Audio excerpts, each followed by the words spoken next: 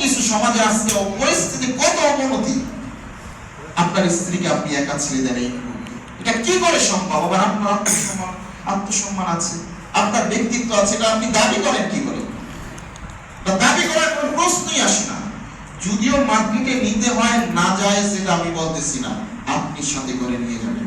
কোন প্রাপ্তবয়স্কা নারী ঘর থেকে একটু দূরত্বে কোন মাহরাম ছাড়া যেতে পারে না, এটা শরীয়ত সম্মত না,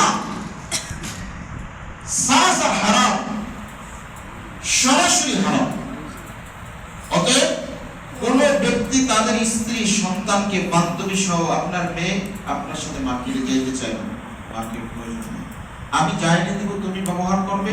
আপনি যদি অভ্যাস করান, স্বামীর ঘরে গিয়ে তাতেই অভ্যাস থাকবে, স্বামী যাইনি দিবে সে ওইটাই করবে। আর মেয়ে এসে বায়না ধরবে বান্ধবীদের সাথে যাবে, বান্ধবীদের সাথে যে একজন আরেকজন বান্ধবীর একজন বন্ধু এক হবে না, এটার গ্যারান্টি কার কাছে আছে? দেখবেন একজন নারীর সাথে দু একজন মার্কেটে যান না, দেখেন অবস্থা, আপনি তো ছেড়ে দিয়েছেন। আবার একদম বেহায়া নির্লজ্জ, তারা বলে মনের পর্দা বড় পর্দা, বাইরের পর্দা লাগে না। এটা নির্লজ্জ শয়তান, টাটকা শয়তান। একই টাটকা শয়তান, কারণ সে কি উম্মাহাতুল মুমিনিনের চাইতে তার স্ত্রীর মনটা বেশি ভালো হয়ে গেছে। কথা বলেন না কেন? কথা বলেন না কেন? আয়েশা রাদিয়াল্লাহু তাআলা আনহার চাইতে তার মন বেশি ফ্রেশ, যাকে দুনিয়াতে আল্লাহ তাআলা জান্নাতের সার্টিফিকেট দিয়েছে, তার চাইতে আপনার স্ত্রী হচ্ছে যে কথা বলে তার মন ফ্রেশ। ফাতেমা রাদিয়াল্লাহু তাআলা আনহার চাইতে মন ফ্রেশ, কি মনে হয়? ওই যারা এই কথা বলে তারা দেখবেন আবার ফাতেমা রাদিয়াল্লাহু তাআলা আনহার বক্তব্য বেশি দেখায় ভক্তি শ্রদ্ধা। ভক্তি শ্রদ্ধা মুখে বলে হয় না, কাজে বাস্তবায়ন করতে হয়। ফাতেমা রাদিয়াল্লাহু তাআলা আনহা পর্দা করেন নাই, মনের পর্দা নিয়ে করছিলেন। কি বলেন? কথা বলে বয়ান এগুলাই, খাস কথা শুনে ভালো লাগলেও লাগবে, না লাগলেও নাই, বয়ান এগুলাই। ইউসুফ জুলেখার কাহিনী শুনতে চাইলে অন্য সময় শুনেন, এখন বেহায়াপনার লাস্ট চূড়ান্ত মুহূর্তে এখন চলতেছে, শেষ দশকের ভিতরে আল্লাহর নবী কোমর বেঁধে নামছে, আর আমরা বেহায়াপনার কত কোমর বাঁধা যায়, চেষ্টা করা যায়, প্রতিযোগিতা, কে কয় লাখ টাকা মার্কেট করছে এটা নিয়ে প্রতিযোগিতা, কে কতজন বান্ধবী সহ কিভাবে কত টাকা পাবেন স্বামীর কাছ থেকে খসিয়ে নিয়ে বের হতে পারে, এটার প্রতিযোগিতা চলতেছে। ব্যবসায়ীদের মিথ্যার প্রতিযোগিতা চলতেছে। আমরা এত টাকা কিনতেই তো পারি নাই, বলে কি বলে না, অথচ অনেকটা আমার অনেক কম টাকায় কিনছে। মিথ্যাটা কোনটাই হইতে পারে যে এমন মুহূর্তে সে মিথ্যা কথা বলছে, ওইটা বেজর রাত্রিটা সবে বদলের রাত্রি। কথা বলছেন না? সে এমন সময় মিথ্যা কথাটা বলছে যেটা বেজর রাত্রি, সবে বদলের রাত্রি। ওই সময় কথা ছিল কি করা? ইবাদত করার কথা। ওই সময় সে কি টাটকা মিথ্যা কথা বলতেছে, ভাবি এত টাকা কিনতেই তো পারি। অহরহ এই কথাগুলো, আরো কত সল সাতুরিতে যে মিথ্যে কথা হয় এটা বলার বাহিরে। যাই হোক, এখন যেটা আলোচনা, বেহায়াপনা থেকে নিয়ন্ত্রণ করতে পারে কারা? একমাত্র পুরুষরা। কারা? এর চাবিকাঠি 99% পুরুষদের হাতে। কথা বলেন, কাদের হাতে? যাদের এখন নাতিপুতি আছে, সন্তান আছে, কন্যা সন্তান, এখন থেকে অভ্যাস করেন, আপনি যেটা পছন্দ করবেন বেশি চেয়ে বেশি ও পছন্দ করে আপনাকে দেখাবে, আপনি নিয়ে আসবেন।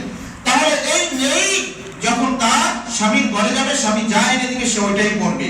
আর আপনি এখন মার্কেটে বের করবেন, স্বামী যখন মার্কেটে যেতে না বলবে, সাথে সাথে এখানে কি হবে? ঝগড়া শুরু হয়ে যাবে, ঝামেলা শুরু হয়ে যাবে। এখন থেকে প্র্যাকটিস করেন, আপনার সন্তান ছোটবেলা থেকে প্র্যাকটিস করেন, হাতে নিয়ে নিয়ে মার্কেটে ঘুরেন না। এখন আপনি জুরাইন যান, আজকে বিকালে আপনি নিজে একজন পুরুষ হাঁটেন, আপনি বিক্রমপুর প্লাজার সামনে থেকে নিয়ে আপনি সেতু মার্কেট বা আলম মার্কেট পর্যন্ত যাবেন। আপনার গায়ে যদি 5 থেকে 10টা ধাক্কা না লাগে, আপনি আমার কাছ থেকে পুরস্কার নিয়ে যাবেন। ঠিক যখন মার্কেটের টাইম চলে, তাই ধাক্কা লাগে কি লাগে না? বলেন, কথা বলেন না কেন? আপনাদের গায়ে ধাক্কা লাগে না? আমি তো কিছুদিন আগে পরশুদিন গিয়েছি, গায়ে তো ধাক্কা লাগে, লাগে না? সেতু মার্কেটের সামনে দিয়ে যদি হাঁটেন, যদি বিক্রমপুর প্লাজার সামনে হাঁটেন, এই ধাক্কাটা আপনার স্ত্রীর গায়ে দেয়, আপনি হাঁটেন, আপনি কি এটা ভাবেন না? আমার মেয়েকে, কচি কাঁচা মেয়েকে যে পাঠালাম, একদল অসাধু ব্যক্তি আছে, বাচ্চা আছে, টোকাই ধরনের শ্রেণীর, এদেরকে ভালো মানুষ বলা যায় না। এরা ঘুরেই এই সময় কি করার জন্য? কথা বলার জন্য, কি ধাক্কা দেওয়ার জন্য না, ঘুরে কি ঘুরে না, ওইটা যে আপনার স্ত্রীকে পাঠাইছেন, তাহলে আপনি কত নিম্নমানের মানুষ আপনি আপনার নিজেকে নিয়ে ভাবেন। আপনি ভাবলে আপনার শরীরে 5টা লোকের যদি আঘাত লাগে, আপনার স্ত্রী আপনার পার্সোনাল, সবচেয়ে পার্সোনাল জিনিস কি? আপনার স্ত্রী। তাকে 5টা লোক ধাক্কা দিবে শরীরে, আপনি এরপরে ওই স্ত্রী গায়ে হাত দিতে আপনার তো একটু আত্মসম্মান বোধ থাকা দরকার ছিল। কথা বলেন, দরকার ছিল কি ছিল না? তাহলে কেন, কোন লজ্জায়, কোন শরমে আপনি আপনার স্ত্রীকে পাঠান? আর কোনদিন এই কাজ করবেন না, এই নিয়োগ করেন মনে মনে, ইনশাআল্লাহ কন্যা সন্তান এবং নিজের স্ত্রীদেরকে একা পাঠাবো তো নাই, নিজের সাথে নিয়ে গেলেও যদি শান্ত মুহূর্তে যেতে পারি যাব, অন্যথায় আমি মার্কেট এনে দিব, ওইটাই সে ইনশাআল্লাহ ব্যবহার করবে। এইভাবেই প্রত্যেকের পরিবার গর্ব ইনশাআল্লাহ। আল্লাহ প্রত্যেককে তৌফিক দান করুন। এরপরে আসেন